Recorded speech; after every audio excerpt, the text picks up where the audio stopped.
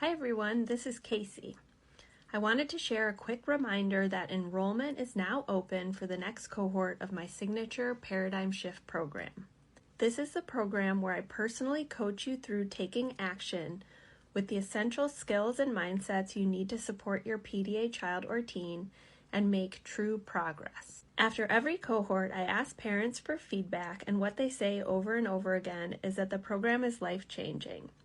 It empowered them to transform their relationship with their child and stabilize their home. You can use the link in the show notes to learn more, join the program interest list, or dive right in and enroll for immediate access. Now, on to today's show. Hi, and welcome to the At Peace Parents podcast. I'm Casey, and I'm here to empower you in your decision-making as a parent of a demand-avoidant child. My goal is to share insights that will generate aha moments and support your connection with your child. I'm a mom of two amazing little boys, one of whom is PDA, and I've worked with hundreds of parents just like you to teach them how to lead their child out of burnout and find the clarity, peace, and sense of community they need.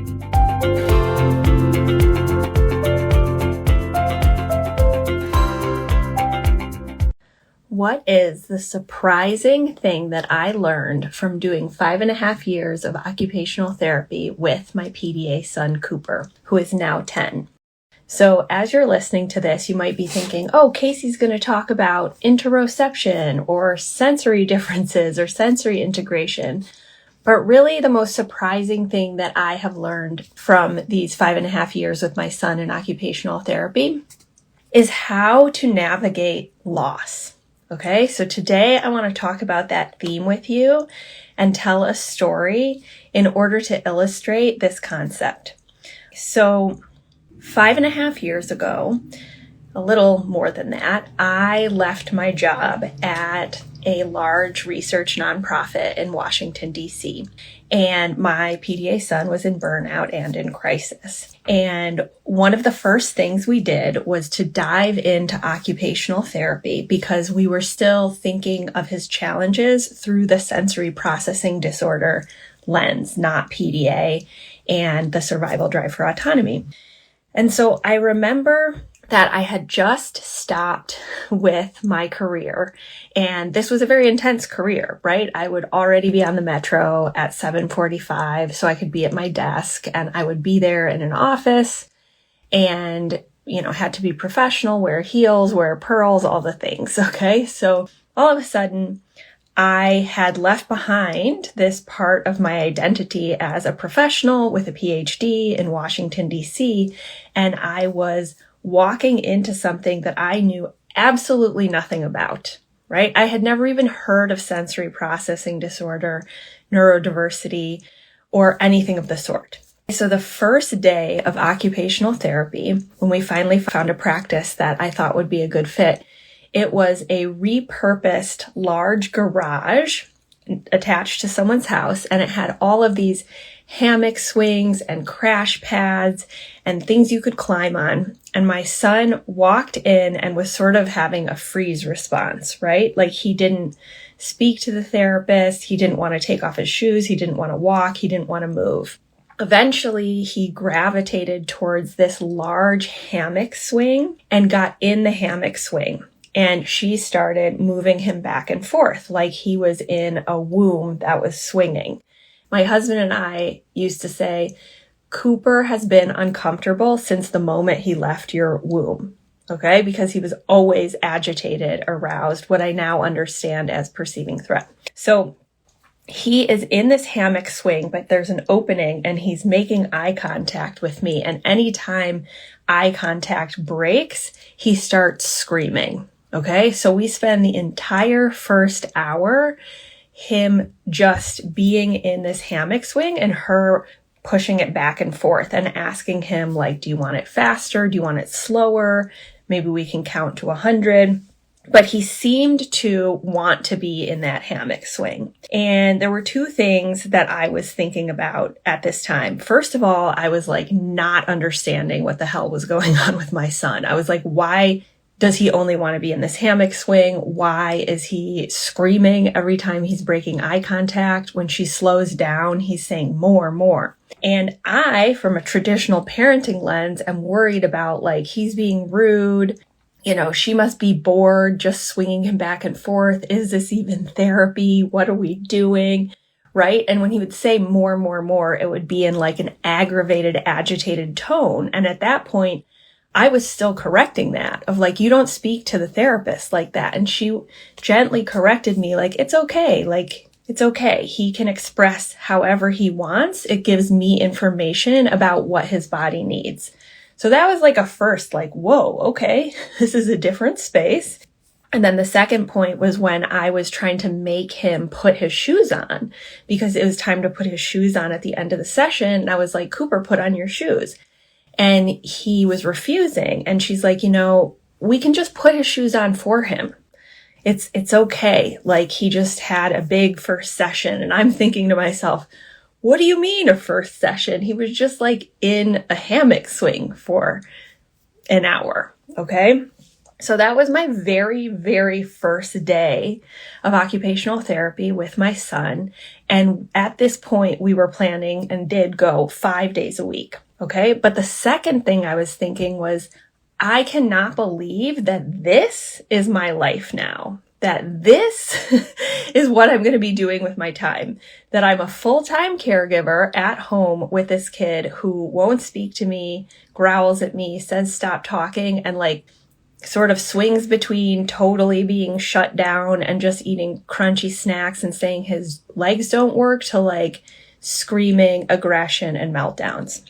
But the OT, the occupational therapy, provided this bright spot because it was someone else who knew more than me about what was going on, who was confident that we were going to make some progress.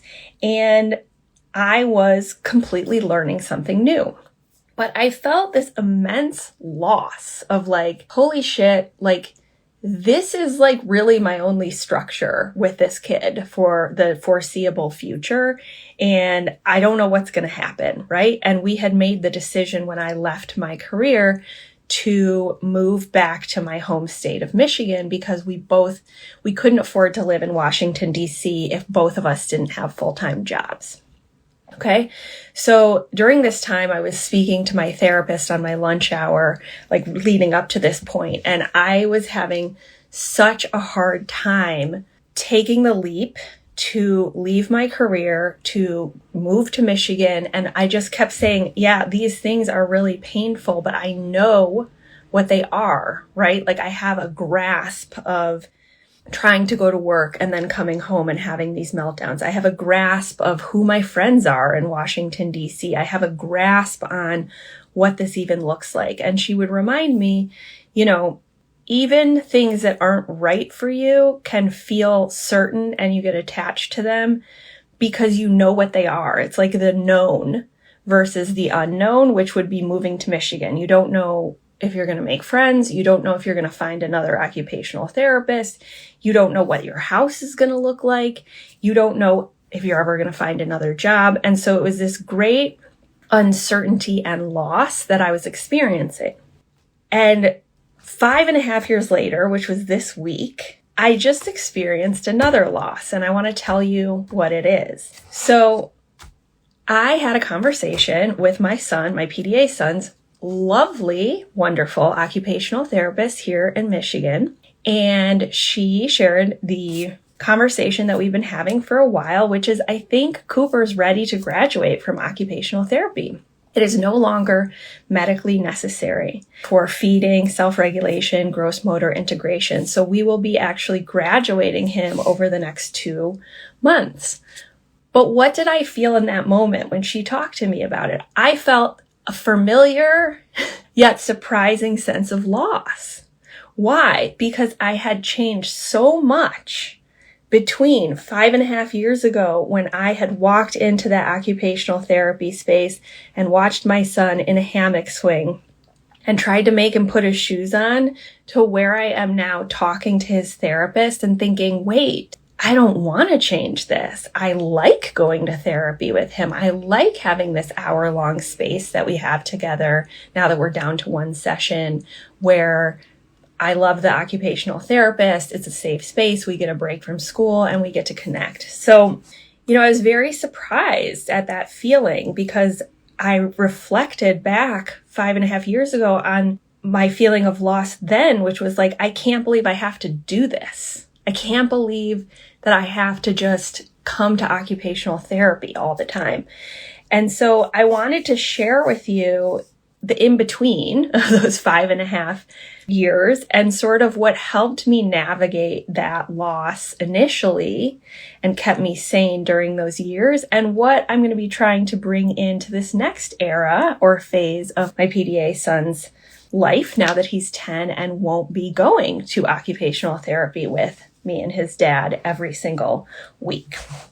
So the first thing I want to say is that when I was navigating the loss of my identity as an academic and professional woman in DC who wore suits and wore her pearls and her high heels and makeup and all the things, and had a corner office with glass walls right next to the VP overlooking the portrait gallery in downtown DC.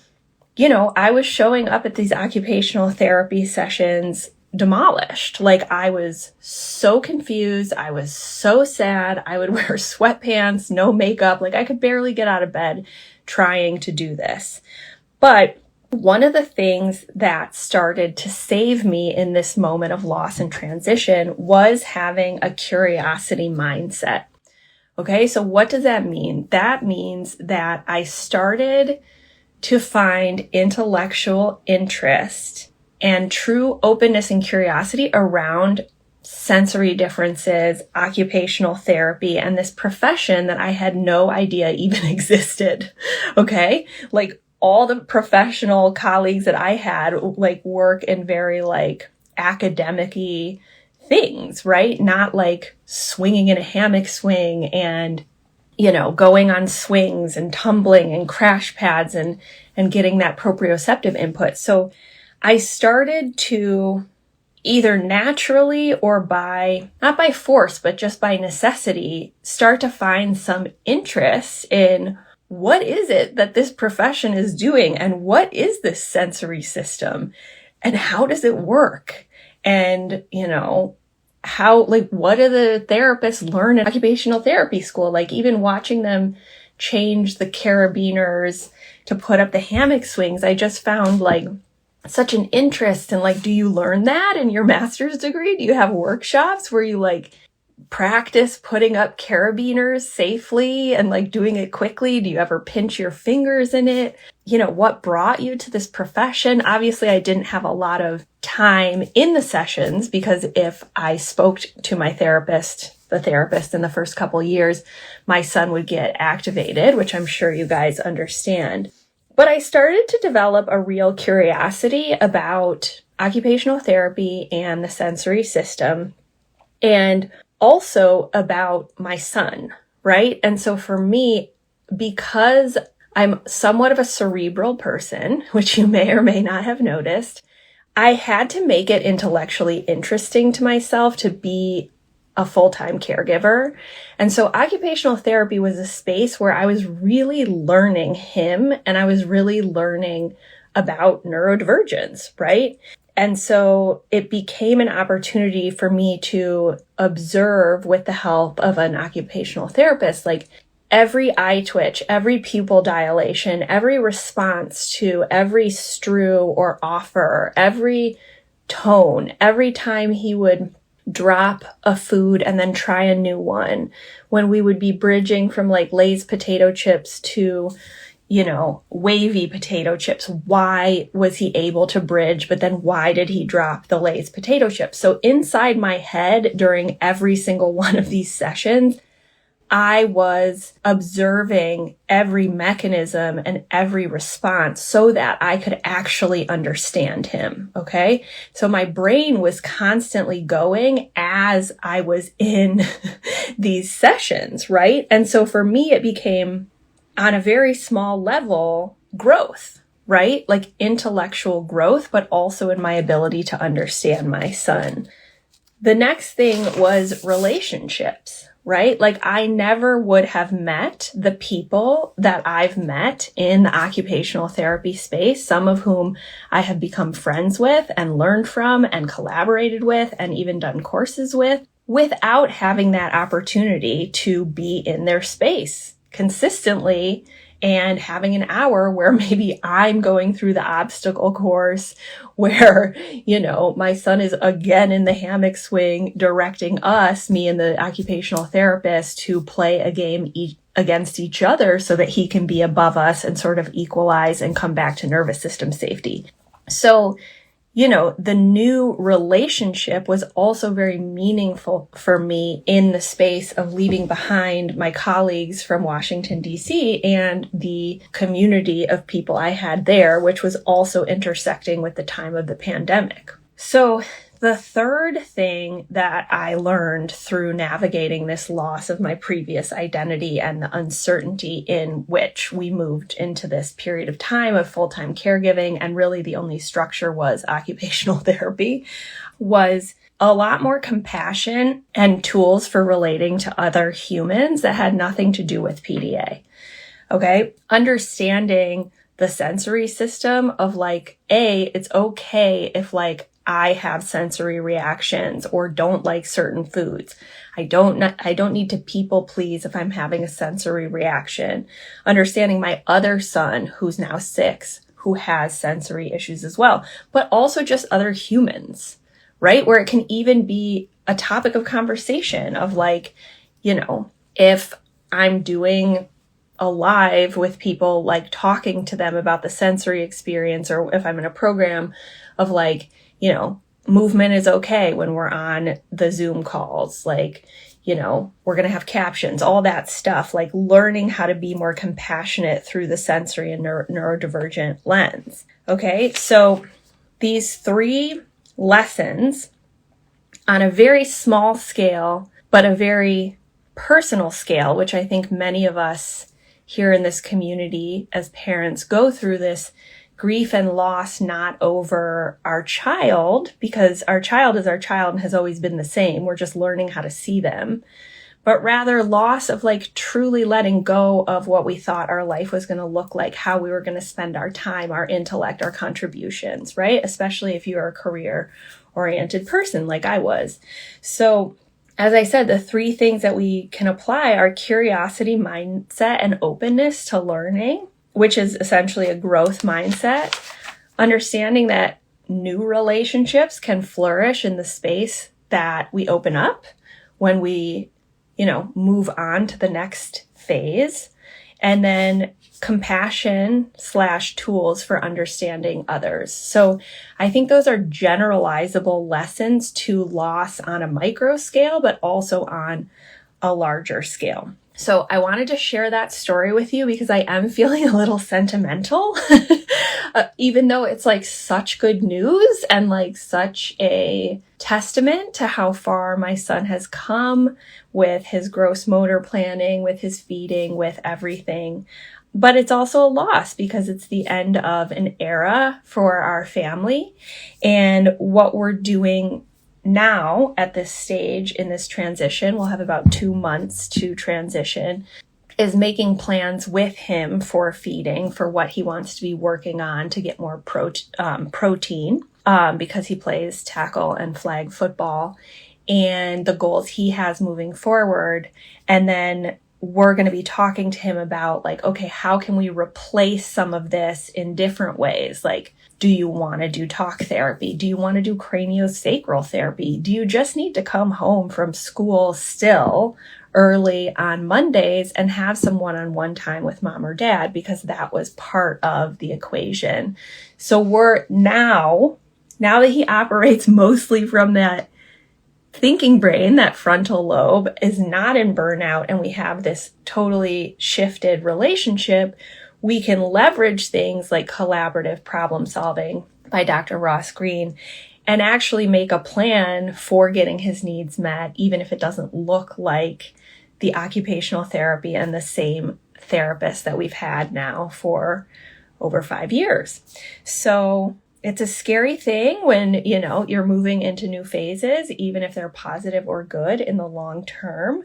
But I wanted to share that with you because I know that two things are true. One, that, there's a lot of, in the neurodiversity space, people can get really triggered when we talk about grief or loss because it's, especially people who grew up neurodivergent and didn't get their needs met or accommodations can feel really triggered about like you are grieving who this person is. But I don't think that's what I'm trying to get across. I hope I'm communicating it clearly, which is like, we can totally radically accept the child. And in fact, it's when we do radically accept the child that the grief and loss comes, because it means having to change a lot about our lives day to day and in the future that we didn't expect to have to change, right? If you're not accommodating, advocating for, making decisions for your neurodivergent child, there isn't actually that loss. Okay, so true acceptance is shifting your behavior. Yeah, change is extraordinarily difficult, especially if you're someone like me who likes things to stay the same. If you are an anxious person, if you're autistic yourself, all of these things can make it harder to navigate that shift, that change, that uncertainty, and that loss of what was to what might be, because we don't know what might be. But if we can bring that curiosity mindset, the openness to new relationships, and learning more compassion and tools for not just parenting, but other areas of your life, it can really feel like a gain as you navigate that shift. So I hope that was supportive of you. Thanks everyone for being here with me at the At Peace Parents podcast. This is your source for all things related to understanding, supporting, accommodating, and advocating for your PDA child.